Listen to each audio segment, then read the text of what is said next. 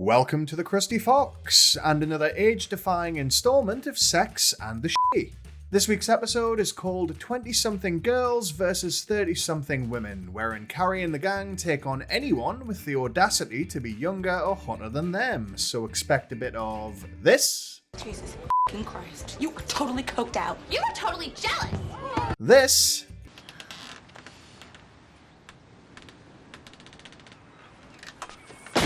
Alright, somebody puked on the deck. And this. Oh my god, that is not a tick. What is it?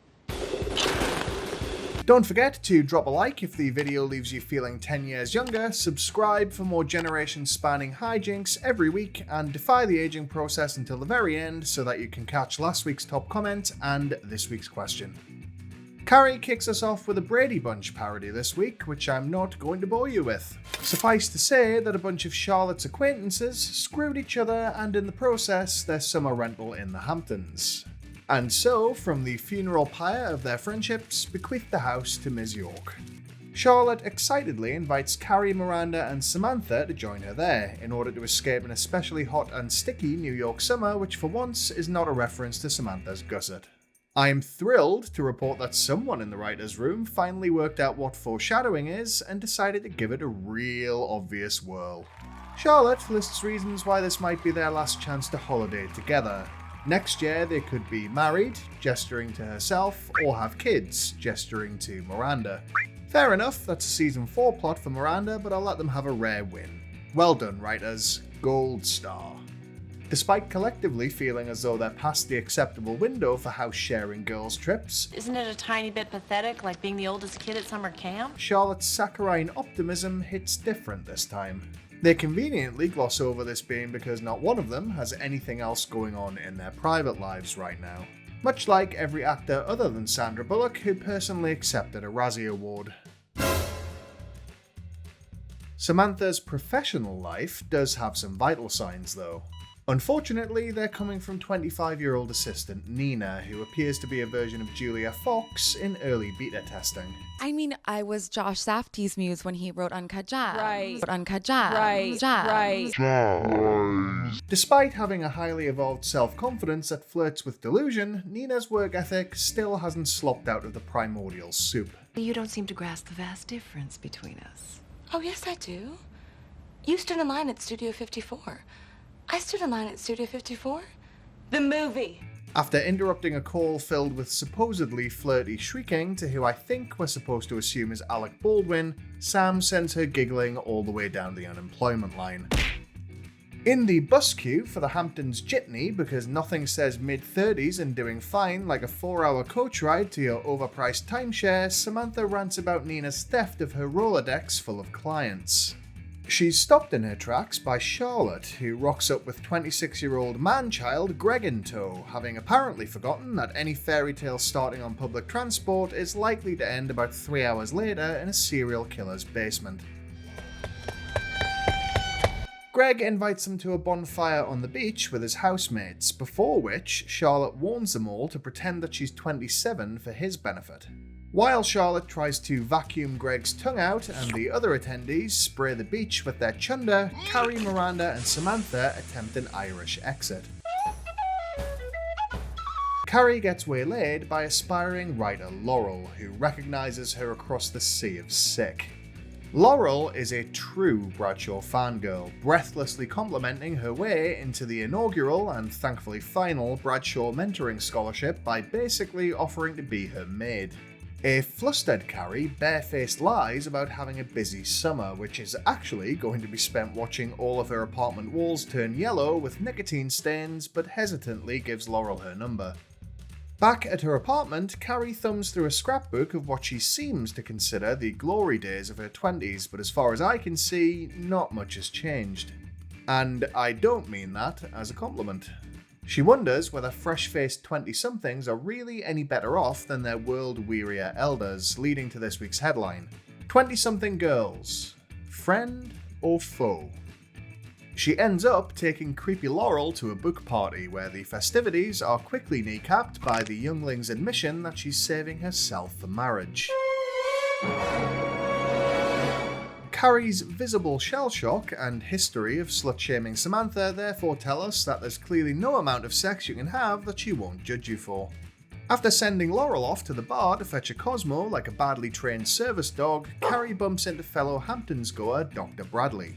The good doctor's impressive 5-head makes it look like he's about to start massaging his temples, levitating off the ground and reciting every guest's probably extensive list of secret sexual indiscretions. He does manage to get Carrie's phone number out of her though, probably because she's distracted by wondering where he parked his floating yellow wheelchair. Back at the cottage a few days later, Carrie discovers that like all good horror movie villains, Laurel's lying in wait up in her bedroom after Miranda sent her there with what can't have been good intentions. Charlotte follows her upstairs to take a shower, ominously stating that she's itchy in her bathing suit area after frolicking in the sea with 5th grade Greg. Samantha, meanwhile, receives an invite from ex-assistant Nina to the upcoming Hamptons hoedown party and is furious at the prospect of being upstaged. She needn't worry. Considering what we know of Nina so far, the gift bags are probably a handful of loose sandwich meats and a coupon for 20% off a chlamydia screening. Upstairs, Laurel tells Carrie that her abstinence is caused by previous generations of women devaluing the act of beating about the bush. Sagely, Carrie asks what men exactly drew her to the Sex and the City column, which manages the dual feat of not only devaluing sex, but also making it sound about as much fun as a game of hide-and-seek with Oscar Pistorius. Ready or not, here I am. This goes unanswered due to Charlotte's panicked arrival, claiming to have found a tiny tick on her stomach. Of course, it's not a tick. And it's not alone. Good old Greg has given her a case of the saber-toothed crotch crickets. I assume her ignorance is because the Magic Kingdom doesn't offer sex ed classes. But she still has the good sense to run screaming from the house in search of prescription-strength pube mousse. Wanting to escape Crab Cottage for the evening, Carrie heads over to Dr. Bradley's place and makes sure to needlessly tell him about Charlotte's labia lobsters. I'd be happy to prescribe your friend some industrial-strength pubicide. No. Because she's the worst friend ever. She does, at least, make it clear that she isn't there for anything other than free wine and to escape the prospect of cultivating her own crop of bush fairies. At the Hamptons hoedown the next night, Charlotte makes a crab line for Greg. She confronts him about her infested nethers, which he thinks is cancelled out by her lying about her age. He allows her a flimsy fig leaf when he claims to have found out by looking at her driver's license, but since he has eyes, I'd say that even at this point in time he probably clocked her 3 blocks away. Elsewhere, Samantha is delighted to find that Nina, dressed like an escapee from a Psychosis-era Madonna video, is completely out of her depth. Sam, rejuvenated by the sight of youthful energy leaving a 20-something woman's body, This is your problem. Get them to stop. I can't. They're on a f***ing barge. saves the day, and in a final vengeful flourish, she sends Nina off with Greg to get her own dose of panty rice. Just as Carrie's lost in a rare moment of empathy, claiming that 20-something women are only really out to get themselves, stalker Laurel appears to convince her otherwise. Laurel is now sporting her own freshly minted version of the famous Carrie necklace, and if her current copycat trajectory is anything to go by, is on the verge of announcing that she too has lost an IUD up her snake trap. Carrie never finds out, because that's when Mr. Big puts in a surprise appearance in the company of his new girlfriend. Is it you? Carrie asks infuriatingly, insisting once again on acting like a black and white movie ingenue after a semi-serious head injury every time Big rears his considerably large head. When new slam piece Natasha smells crazy and leaves them to it, we discover that she's a hot, young Ralph Lauren employee, which is the Carrie Bradshaw insanity trifecta. Big, who doesn't know his new girlfriend's age and so evidently didn't let Paris change him, admits that the deal he went there to strike fell through, and so he's back permanently. Carrie acts like this renders all of their breakup drama pointless. I'm just a little stunned here. And confused. Who is she? Well, I meant to call you. Forgetting that they actually broke up because he's a c***.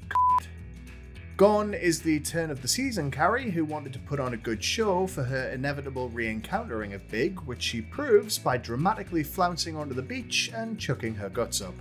Because, as I'm sure you already know, if there's one surefire way to entice your ex back, it's spending the remainder of a social occasion with breath like you've been raw dogging an uncooked seafood casserole. Hey, you know what's cool? Hitting the like button and subscribing. No problem if not, but I will be choosing one of you at random and sending Greg round to wipe his Krabby Patty all over your towels. Just think how much money you'll save not having to buy all that dough back. In less itchy news, last week's top comment came courtesy of Valerie, who realised that a tantric workshop isn't in her future because Miranda got this something about married. Which is the first and definitely the last time you'll hear me comparing Miranda to Cameron Diaz. Except perhaps for a taste in men. This week's question is, have you ever lied about your age, and if so, did you get away with it? Answers in the comments below please, and the best will make an appearance next week. Either way, thanks for watching, and as ever, if you can't be good, be crusty.